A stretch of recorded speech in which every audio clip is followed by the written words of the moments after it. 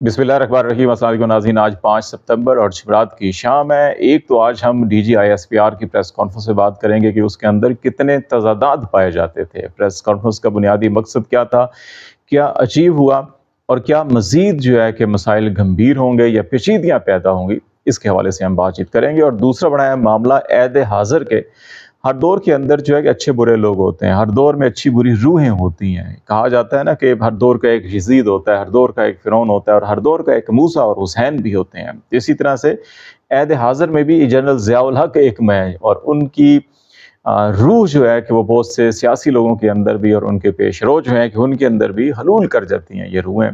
तो आज एक ये खबर भी हमसे शेयर की गई कि जी ऐद हाज़िर के जनरल ज़ियाउल हक को एक बड़ी शिकस्त हुई है। तो ये दो हवालों से आज हम बातचीत करेंगे। जहाँ तक DGISPR की प्रेस कॉन्फ्रेंस का मामला है तो इसके अंदर आपने देखा कि एक तो उन्होंने कहा कि पाकिस्तान फ़ौज जो है कि वो किसी सियासी जमात की मुखालिफ है, ना ही किसी की तरफदार है, मतलब किसी की हमायत करती है। पाकिस्तान फ़ौज जो है कि इसका मतलब है कि सिर्फ अपने जो उनका कौमी सलामती और दिफा का काम है वो सिर्फ काम करती है या फलागबूद के काम करती है। ये बात एक उन्होंने की, काबिल ज़िक्र बात है। दूसरी बात काबिल ज़िक्र जो है कि वो बलूचिस्तान की सूरत हाल और वहाँ पे जो इस वक्त दहशतगर्दी के वाक़यात हुए रहे और बराह रास्त उन्होंने मुखातिब होकर कहा कि अवाम के ऊपर या मासूम शहरियों पे हमले क्यों करते हो, तो आओ न सीधा हमसे जंग लड़ो। तो ये जो लबो लहजा है, ये जो बयान है, ये कितना अहम या कितना संगीन है और क्या DGISPR को इस मनसब पर बैठ कर जो है कि ये बयान देना चाहिए था या नहीं देना चाहिए था, एक बड़ा अहम सवाल है। जनरल फैज़ हमीद के हवाले से उन्होंने बातचीत की और इसके अंदर एक ये अंदिया दिया, उनसे सवाल पूछा गया जी कि फैज़ हमीद के जो पोलिटिकल लिंक्स थे या उसका जो कितना ट्रायल कहाँ तक पहुँचा और क्या मज़ीद लोगों को इसके अंदर अरेस्ट किया जा सकता है। तो उन्होंने ये कहा कि जी के एक अपना तरीक़ेकार होता है और आर्मी एक्ट के तहत अगर कोई जो उन्होंने बयान के दूसरा हवाला था जो फैज़ हमीद का किरदार था, पॉलिटिकल रोल या जिसके हवाले से बात कर रही थी कि अगर कोई भी शख्स जो है कि वो किसी भी फ़ौजी को या उसको अपने सियासी मकासद के लिए इस्तेमाल करना चाहता है तो कानून अपना रास्ता बनाएगा। तो यहाँ पे वो इंडिकेशन ये दे रहे हैं कि जी के ये सवाल भी डेफिनेटली इमरान खान के तनाज़ुर में पूछा गया था कि इमरान खान अगर जो है कि ऐसे शवाहिद हुए तो फिर इमरान खान को भी जो कानून अपना रास्ता बनाएगा कि मिलिट्री ट्रायल उनका हो सकता है, इनडायरेक्टली कहा जा रहा है। लेकिन इंटरेस्टिंगली इस प्रेस कॉन्फ्रेंस के अंदर वो जो पिछले 1 साल से हम सवा साल से एक सफ़े मातम बिछी हुई देखे है पाकिस्तान के अंदर, ख़ास तौर के ऊपर पाकिस्तान नून लीग जो है, मुस्लिम लीग, नवाज शरीफ और पीपल्स पार्टी और फिर इस्टेब्लिशमेंट की अपनी भी जितनी भी प्रेस कॉन्फ्रेंसें और प्रेस रिलीज़ होते थे कोर कमांडर कॉन्फ्रेंस के, तो 9 मई 9 मई 9 मई 9 मई 9 मई, तो वो आज 9 मई का कहीं भी जिक्र नहीं मिला है इसके अंदर। फिर दूसरा जो है कि पाकिस्तान की जो गालिब अक्सरियत है नौजवानों की, 2/3 से ज़्यादा तादाद जो है वो नौजवानों पर मुश्तमिल है और ये नौजवान जो है डिजिटल मीडिया या आप कह लें सोशल मीडिया के ऊपर बहुत एक्टिव हैं। तो ये पिछले चंद महीनों से एस्टेब्लिशमेंट आर्मी की तरफ से, ख़ास तौर के ऊपर आर्मी चीफ और DGISPR भी और फिर हुकूमती जो गुजरा है उनकी तरफ से तवातर के साथ ये बयानात आ रहे थे जी कि पाकिस्तान के अंदर डिजिटल टेररिज्म है और इसको जो है कि हम नहीं छोड़ेंगे और ये करेंगे और वो करेंगे, सो एंड सो, ये सारे बयानिए आपने सुने थे। और अब जो है कि आज इसके अंदर डिजिटल टेररिज्म का भी कोई आपको तज़किरा नहीं मिलेगा। और फिर अभी जो लास्ट कोर कमांडर कॉन्फ्रेंस हुई उसके अंदर भी आपको डिजिटल टेररिज्म का नहीं बल्कि वो साइबर सिक्योरिटी के थ्रेट्स जो हैं कि उस पर ज़रा नैरेटिव चेंज हुआ है। तो ये जो अहम चीज़ें 4-5 हैं, तो क्या ये जो नैरेटिव चेंज हो रहा है और फिर जो हम कह रहे हैं कि इमरान खान के अगले 4 दिन के अंदर, 5 दिन के अंदर बड़े अहम केसेस हैं और फैसले होने हैं, तो क्या ये नैरेटिव तब्दीली का मामला जो है कि ये इमरान खान से वो जो मुज़ाकरात चल रहे हैं उसके साथ जुड़ा हुआ है और क्या इसकी चीज़ें जो हैं कि ये बड़ी अहमियत है, ये आप भी सोचिएगा। लेकिन इसमें जो सबसे अहम चीज़ है, एक तो देखें कि ये बार-बार अगर DGISPR साहब जो हैं कि ये सियासी बयानबाजी करेंगे। आज इस्लामाबाद के अंदर एक प्रेस कॉन्फ्रेंस हुई थी और एक प्रेस कॉन्फ्रेंस जो है कि रावलपिंडी में हुई थी। इस्लामाबाद में प्रेस कॉन्फ्रेंस तर्जमान दफ्तर खारजा ने की। इस वक्त मुमताज़ ज़हरा बलोच हैं और ये हर जुमरात को होती है, हर वीक के एक ब्रीफिंग होती है और ये कई बरस जो है कि मैं खुद रेगुलर ये ब्रीफिंग अटेंड करता रहा हूँ। इसी तरह से ISPR की ब्रीफिंग भी अटेंड करता रहा हूँ। आजकल तो बुलाया नहीं जाता वहाँ पे।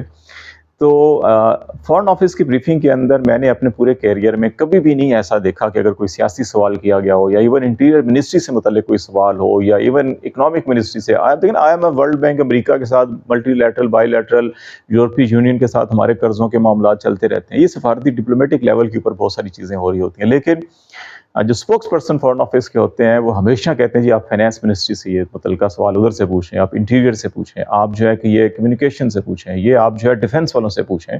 وہ نہیں ہر جگہ ٹانگ اڑاتے. لیکن ہماری بدقسمتی سے DGI صاحب کی بریفنگز ایک طویل عرصے سے ہم دیکھ رہے ہیں کہ اس کے اندر جو کانسٹیٹیوشنل رول ہے وہ اگر دیکھیں ہم اپنی مسلح افواج کا، تو وہ تو ملکی سلامتی دفاع اگر جارحیت ہوتی ہے، اور پھر اگر کہیں شہری حکومت کہیں مدد مانگتی ہے، کہیں ہیومن ڈیزاسٹر آتا ہے یا مین میڈ ڈیزاسٹر ہو یا قدرتی آفات ہوں، تو اس میں جو ہے کہ مدد کے لیے آتے ہیں.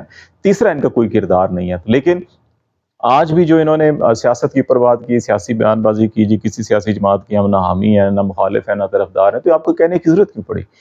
یہ خود دیکھنا چاہیے. 8 فروری کا الیکشن، اس الیکشن کے نتائج کو کیسے تبدیل کیا گیا، کون لوگ پولنگ اسٹیشن RO یا پریزائڈنگ افسروں کے دفاتر کے اندر کون لوگ دھندناتے پھر رہے تھے، کون لوگ جو ہے کہ فارم 45 چینج کرواتے پھر رہے تھے. یہ تو کسی ڈھکی چھپی بات ہے نہیں ہے. تو اس لیے آپ کا کنڈکٹ ایسا ہونا چاہیے کہ آپ کو ہر بار جو ہے یہ وضاحت نہیں دینی چاہیے. نمبر 1 یہ بات ہے. دوسرا معاملہ جو ہے کہ آج بھی بریفنگ کے اندر کہا گیا جی کہ ہم نے جو ہے کہ 260 ارب روپے جو ہمارے ذیلی ادارے ہیں انہوں نے ٹیکس ادا کیا، اور 100 ارب جو ہے مسلح افواج نے خود یہ سیلری اور مختلف جو ڈیل شیل ہوتی ہیں اس میں یہ چیزیں آتی ہیں. تو اگر 360 ارب روپے آپ ٹیکس ادا کر رہے ہیں تو کانسٹیٹیوشن کے اندر تو آپ کا کوئی کردار ہی نہیں ہے کہ آپ بزنس کریں گے، کاروبار کریں گے، تجارت کریں گے، فیکٹریاں چلائیں گے یا آپ سڑکیں بنائیں گے، پل بنائیں گے. تو آپ نے اپنے جو ملٹری آپریشنز کے اندر سڑکیں پل جو ہیں کہ وہ تو آپ چلیں کر لیتے ہیں، ٹھیک ہے آپ کی انجینئرنگ کور ہے. لیکن یہ جو سارے کے سارے آپ 260 روپے ٹیکس دے رہے ہیں، اب اس کا جو اپنے بزنس کا والیوم ہے وہ جو یہ تو پرائیویٹ بزنس ہونا چاہیے تھا کسی کا. جو پرائیویٹ بزنس پاکستان کے اندر بند ہو رہے ہیں، لوگ یہاں سے سرمایہ کاری اپنا اٹھا کے انویسٹمنٹ اٹھا کے دنیا کے دوسرے ممالک میں لے کے جا رہے ہیں. تو یہ آپ کا یہ کانسٹیٹیوشنل رول سے ڈومین سے باہر، آپ کی بریفنگز آپ کی ڈومین سے باہر ہوتی ہیں، آپ کا کنڈکٹ آپ کی ڈومین سے باہر ہوتا ہے. تو اسی لیے تنقید بھی زیادہ آپ کے اوپر ہوتی ہے. اگر آپ بھی فارن آفس کی طرح اپنا کنڈکٹ اپنے ڈومین کے اندر رکھیں اور اپنا نیریٹو جو ہے، اپنا جو بریفنگز ہیں وہ بھی اپنے ڈومین کے اندر رکھیں، تو یقین جانیے جیسے فارن آفس کے اوپر کوئی تنقید نہیں کرتا، آپ کے اوپر بھی کوئی نہیں کرے گا. تو یہ ایک سیکھنے کی چیز ہے. فیض حمید کے بارے میں بھی بہت سے سوالات ہوئے، اس کو عمران خان کے ساتھ جوڑنے کی کوشش کی گئی. میرا خیال ہے فیض حمید کا ایک اچھا ہے، اکاؤنٹیبلٹی ہو رہی ہے. لیکن یہ کہنا جی کہ وہ بہت بڑا کوئی سٹیپ لے لیا، وہ تاریخی سٹیپ لے لیا، اور یہ جو ہے کہ پہلی دفعہ کچھ ایسا ہو رہا ہے. یا فوج کے اندر جو اکاؤنٹیبلٹی دیکھیں 2017 کا یہ واقعہ ہے، اس وقت سے شکایات موجود ہیں، اس وقت سے جو متاثرہ فریق ہے وہ در در کی ٹھوکریں کھا رہے ہیں، کبھی ایک عدالت کبھی دوسری عدالت، کبھی ایک ادارہ کبھی دوسری ادارے کے پاس. 7 سال تک تو ان کی داد رسی نہیں ہوئی، اور اب آ کے وہ بھی سپریم کورٹ نے ایک فیصلہ دیا، اس پہ بھی عمل فوری طور کے اوپر عمل نہیں ہوا. اب آ کے آپ کو کیونکہ ایک پولیٹیکل نیریٹو کے ساتھ ساری چیزوں کو جوڑنا ہے، تو اس لیے آپ نے اپنی پولیٹیکل ضرورت کے تحت اس معاملے کو اٹھایا. آپ بے شک اٹھایا، لیکن اس کو منطقی انجام تک پہنچنا چاہیے. فیض حمید یا ان کے ساتھی جنہوں نے غیر قانونی کام کیا، ان کو آپ وہ سزا دیں جو بنتی ہے ملٹری ایکٹ کے تحت بھی، اور باقی جو پاکستان کے قوانین ہیں ان کے تحت سزا دیں. لیکن آپ جنرل باجوہ صاحب سے یہ پوچھ لیں کہ ان کے آرمی چیف بنتے ہی جو اثاثے اتنے زیادہ کیسے بڑھ گئے تھے. وہ تو جب خبر آئی تو آپ نے متعلقہ رپورٹر کو اور لوگوں کو FBR کے ان کے خلاف بھی مقدمے درج کر دیے. تو پھر وہاں پہ کہاں پہ گئی اکاؤنٹیبلٹی آپ کی؟ آپ Asghar Khan case supreme court کے اندر کتنے عرصہ پڑا رہا، فیصلہ رہا، کسی نے آج تک نہیں پوچھا کہ آپ نے پیسہ اٹھا کے IGI بنوائی، آپ نے سیاستدانوں کو پیسے دیے، سیاست کی آپ نے. پھر اسی طرح سے آپ یہی جب حکومت رجیم چینج ہوا تھا 2 بیان ہے کسی نے سوشل میڈیا کے اوپر شیئر کیا ہوا تھا. ایک بیان یہ ہے کہ جی کہ پاکستان فوج جو ہے کسی سیاسی جماعت کی مخالف ہے نہ طرفدار، اوپر یہ موجودہ DGI صاحب کا. تو ان سے پہلے کے جو DGI تھے، جب وہ رجیم چینج ہوا تھا اپریل 2022 کے اندر، تو ان کا بیان تھا جس دن حکومت تبدیلی ہوئی ہے، جس دن نئی حکومت آئی ہے، اس دن جو ہے اسٹاک ایکسچینج مستحکم ہوئی ہے، اوپر گئی ہے، ڈالر نیچے آ گیا. تو پھر یہ کیا معاملہ تھا کہ اگر آپ سیاست نہیں کرتے تو پھر آپ یہ کیا کرتے ہیں؟ اس لیے اپنے کنڈکٹ میں نظر ثانی کیجئے. لوگ یقین کیجئے آپ کو وہ محبت دیں گے جو آپ جس کے ڈیزرو کرتے ہیں، شاید اس سے زیادہ محبت دیں گے. ماضی میں یہ ہمارے ساری مثالیں ہمارے سامنے ہیں. دوسرا معاملہ جو ہے کہ عہد حاضر کے جنرل ضیاء الحق صاحب کو بہت بڑی شکست ہوئی ہے. اب یہ آپ کو یاد ہوگا، ہم نے پہلے بھی ایک ویلاگ کیا تھا جس کے اندر یہ بات کی تھی کہ ذوالفقار علی بھٹو صاحب کو جب سزائے موت دینی تھی، اس وقت 3 ججز نے اختلاف کیا تھا اور انہوں نے کہا تھا کہ نہیں سزائے موت نہیں بنتی. اس میں جسٹس صفدر شاہ بھی شامل تھے، اور جسٹس صفدر شاہ صاحب کو دھمکیاں بھی دی گئی تھیں. اور اب تو یہ تاریخ کا حصہ ہے کہ جس دن یہ فیصلہ سنایا جانا تھا اس سے پہلے جب یہ معلوم ہوا ہماری انٹیلیجنس ایجنسیز کو کہ جناب یہ اس میں اتفاق رائے سے فیصلہ نہیں ہوگا، تو کہا جاتا ہے جی کہ شاہ صاحب کے گھر پہ بھی رات کو کوئی صاحب گئے تھے، انہوں نے جو ہے کہ ان کو کچھ میسج بھی دیا تھے، لیکن پھر انہوں نے محسوس ہوا کہ نہیں وہ ایسی بات نہیں کریں گے جو ہم چاہ رہے ہیں. تو بعد میں جو ہے صفدر شاہ صاحب کی جو ہے کہ میٹر کی سند کو جعلی قرار دے دیا گیا تھا اور ان کے خلاف کارروائی شروع کر دی گئی تھی. ٹھیک ہے، ابھی جسٹس طارق محمود جہانگیری جو ہیں کہ وہ ان کے گھر میں خفیہ کیمرے لگائے گئے، وہ ان ججوں میں شامل ہیں کہ جن کو دھمکیاں دی گئیں، جن کو ڈرایا گیا، دھمکایا گیا اپنی مرضی کے فیصلے لینے کے لیے، اور پھر جو الیکشن ٹریبونل 3 جو ہے اسلام آباد کے اندر، ان کی کیسز کی سماعت وہ کر رہے ہیں، انتخابی دھاندلی کی سماعت وہ کر رہے ہیں۔ انہوں نے تینوں معتبروں کو، الیکشن کمیشن کو الیکشن مینجمنٹ سسٹم کے تحت جو فارم 45 ہے وہ فراہم کرنے کا آرڈر کیا ہوا ہے، جس پہ عمل ہو نہیں رہا۔